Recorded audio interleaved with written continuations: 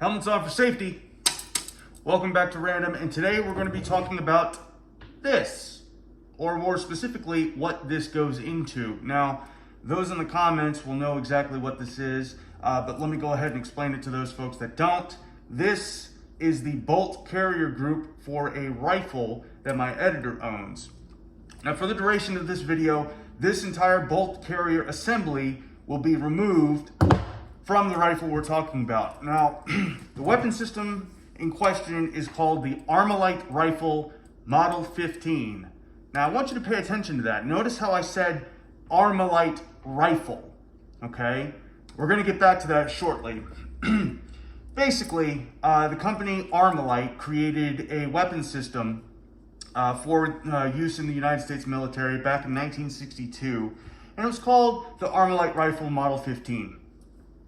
Unfortunately, they only produced that weapon for a whole year during the Vietnam conflict because the company ran into some financial issues, and then Colt, under license, bought the design and created the weapon that we all know today as the M16 off of Armalite's original designs.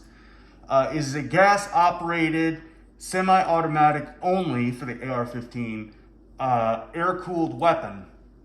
Of course, you can buy it on the civilian market, but the M16 is a selectable fire, right? So that's semi-auto, or in the case of the Vietnam-era M16s, full auto, meaning you hold the trigger and the weapon continues to cycle until it runs out of ammunition, typically a 30-round magazine. Now, the M16 and the M4s are both direct descendants of Armalite's original design, the AR-15. But that initial design started with the AR-10, which was chambered in 7.62 by 51 NATO, right? So that's everything that that's the round that the M60 used, right? Big honking round, moving very, very quickly, had a lot of kinetic energy at range, and it was really good for what it was. But because it was a heavier round, troopers couldn't carry a whole lot.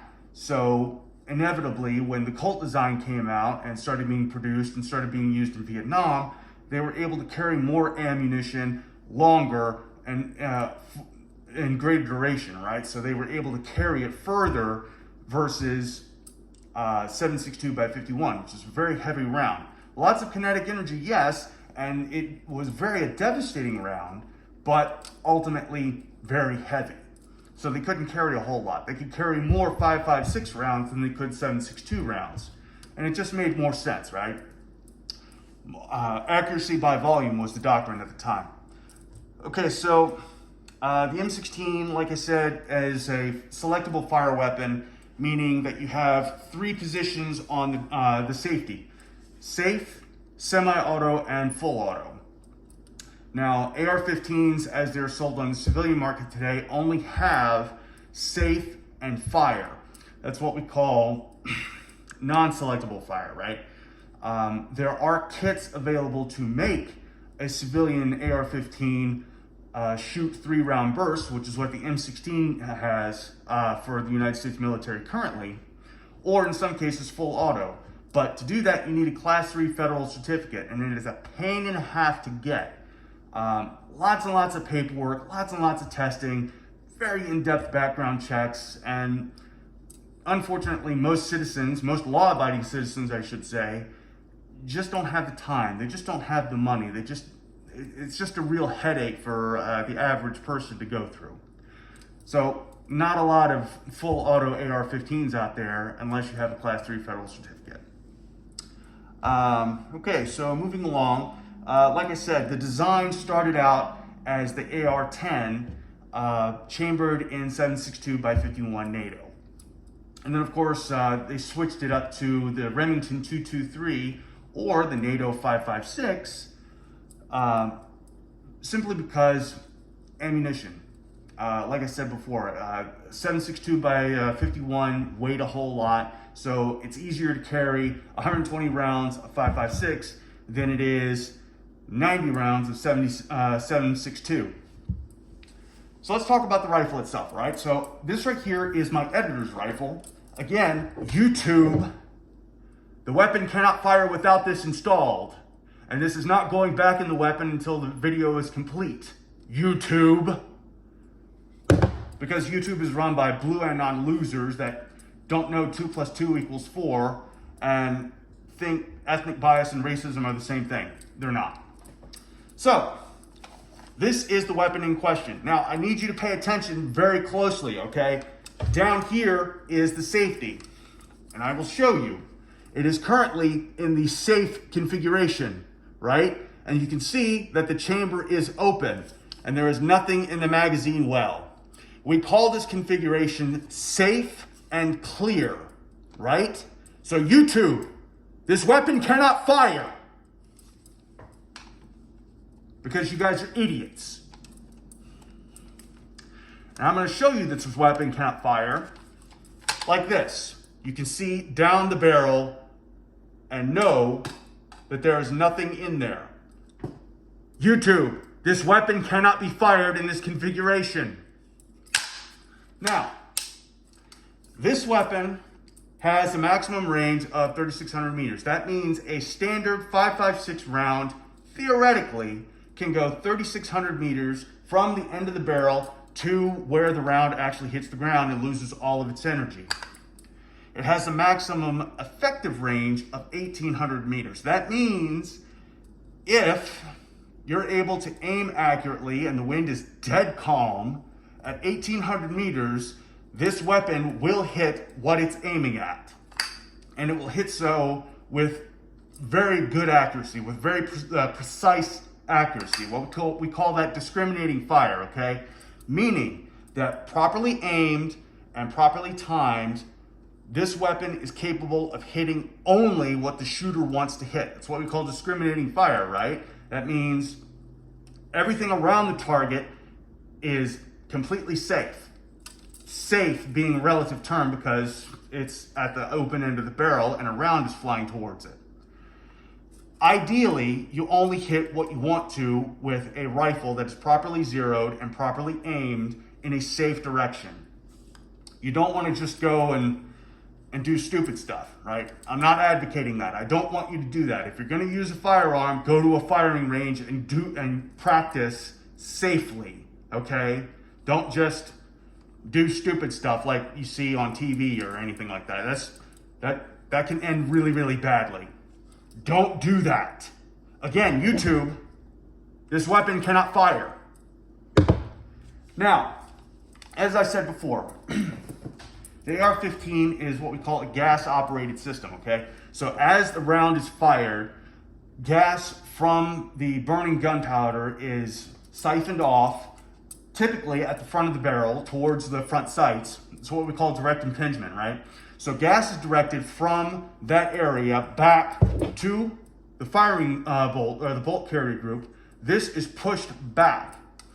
A new round is cycled up, spent brass is sent overboard, bolt comes back forward, back into battery, you're ready to fire again.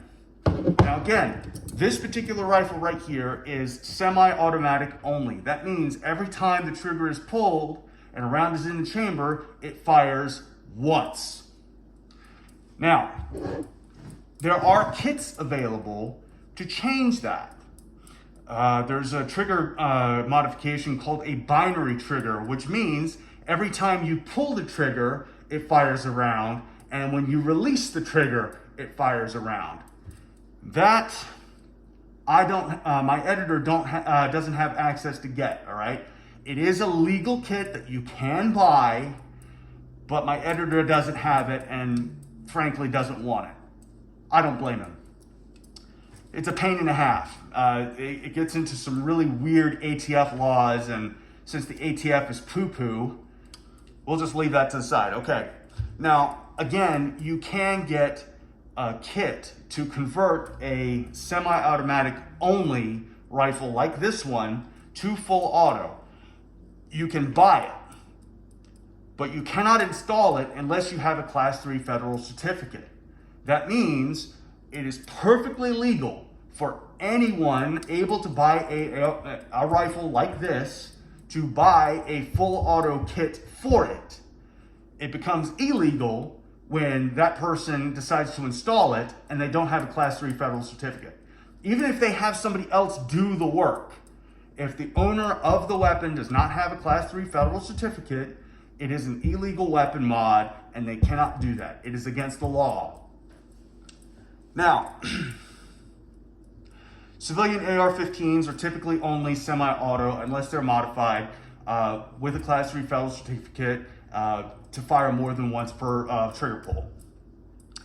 Police ARs are also semi-automatic only. The only people allowed to use 3-round burst or full auto are those that have Class 3 federal certificates or are in the United States military and are currently engaged in combat. I should say lawful combat, right? So that not just dudes popping up, burning brass just for the hell of it. Can't do that, that's bad. Now, the AR-15 also shares its ammunition with the AR-180, which is chambered in 5.56 by 45, the NATO rounds. What this rifle uses as well. Now, it's a slightly different design. And the reason it's a slightly different design is because after Colt took over the licensing and the manufacturing of the AR-15 platform for the United States military, some general had it in his mind that he wanted a forward assist in case the weapon didn't chamber around completely, which is what this is right here, the forward assist button. This is a solution looking for a problem. Because when you have a feed issue, like you get a jam or a double feed, what you do is you dump the magazine, pull the charging handle back, clear the jam, put the magazine back in, let the bolt go back forward, and more often than not, that solves your problem. Again, solution looking for a problem. Doesn't really work. But it's there just for the heck of it. So, let's see. God, my editor has terrible handwriting. All right, so there was a full automatic weapons ban back in 1986. Now, why that's important, okay? So before 1986, the average American that wanted a full automatic weapon, like an M16 you could get in Vietnam, could buy it before 1986, all right? That means any weapon, any full auto weapon made before 1986 could be full auto, and it was perfectly legal. Now, if you had already bought a weapon prior to the weapons ban, that automatic weapons ban in 1986, as long as you didn't sell it to anybody, you could hold on to that weapon. There's a few people I know that actually did that. They were actually fortunate enough to buy fully automatic weapons before the ban, and because they did that, they're allowed to carry them. They're allowed to use them. They're allowed to keep those particular weapons. They can't sell them. They can't give them away, but they can keep them. Now, of course, you can go to a gun store or an FFL or a licensed buyer or seller, and they would be able to buy it there, and they would be able to sell it there, and so on and so forth. There's a little more paperwork involved in that. It's a little deeper than perhaps I'd like to go today. So, again, technically, you can have a full automatic weapon provided you bought it before the ban, or you have a Class 3 federal certificate, which is a pain in the half to get, and it puts you on any number of watch lists. So that's always fun. So that's about it. Let's see, the AR-15 was put into service back in 1962 under Armalite Rifles. Of course, Colt bought the licensing, they bought the manufacturing, they bought the tooling, they bought everything from Armalite to produce the weapons for the United States military, which is how the M16 was put into service in Vietnam. It's an air-cooled semi-automatic or selectable fire weapon. For the military, it's full auto or 3-round burst. For civilian personnel, it's only semi-automatic. Full auto kits are available in some states. So places like Florida, if you wanted a full auto kit for your AR-15, you could buy it. Again, you can't install that kit unless you have a Class 3 federal certificate. That about takes care of that. And I think that's it. Yeah. So that's it for today's episode. My editor, in his infinite wisdom, said not to mention that he was in Washington, D.C. on January 6, 2020. Good luck bringing convictions on that, by the way. And yeah. So that's it for today's episode. I hope you learned a little bit. Please feel free to like, comment, and subscribe down below. And as always, keep it random.